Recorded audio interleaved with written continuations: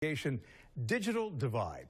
Imagine having to drive 10 to 15 miles just to check your email, join a Zoom meeting, or help your child complete homework, or those first responders needing critical information online, only they can't get it. You know, that's everyday life for people, that it's so inconvenient and sometimes makes life impossible.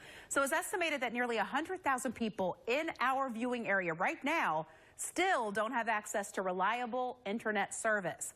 So I-Team investigator Tark Miner is digging deeper into a problem that's become now a federal priority. Some might consider it to be a surprising inequality, the lack of high-speed internet in rural North Florida. It's a major issue for North Florida Dock Services owner Charles Hodges, who never imagined getting online would be such a challenge every day. Essentially, I operate out of my truck. I hotspot my computer to my phone, and then I drive to an area I've got good phone service.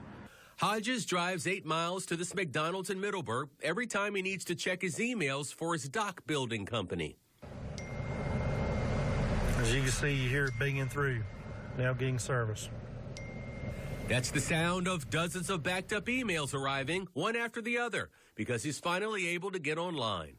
Any contracts, things like that, anything you may have to email, I mean, most of everything we do is email. A lot of our customers are out of state. Impossible is also how parents describe homeschooling, and commissioners are pursuing state and federal grants to provide funding for the infrastructure with a backup plan of tapping into President Biden's $1.9 trillion economic stimulus package. I have asked staff to consider pursuing additional funding through the American Rescue Plan to provide internet service to our area and to our rural residents. Using BroadbandNow.com, the I-Team identified other areas with limited or no access at all to high-speed internet, including Union County, where more than 71% of residents don't have it. In the city of Lake Butler alone, that's more than 34% of the population, about 11,000 people.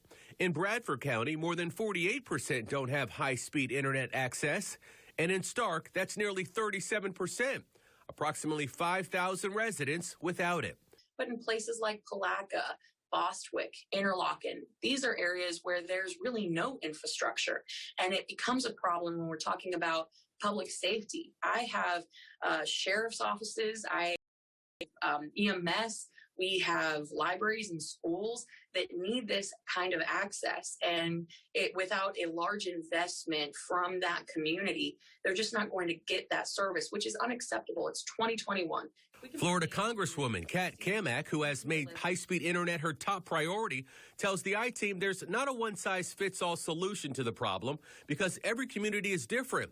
She says her office is working to create one unified effort moving forward by using local, state, and federal funding.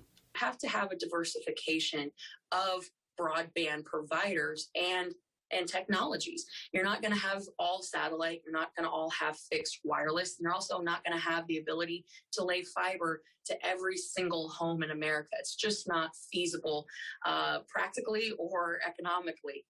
With this digital divide, U.S. Representative Cammack tells me lawmakers are also having an ongoing discussion with the FCC as to what the industry standard should be for high-speed internet.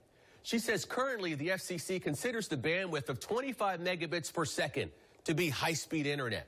But in many cases, she says that's not enough bandwidth because most families have more than one person online at the same time in the same house. Cammack wants the standard to instead be 100 megabits per second. As she and others continue this fight, you can count on News4Jax to follow the process and help find a solution.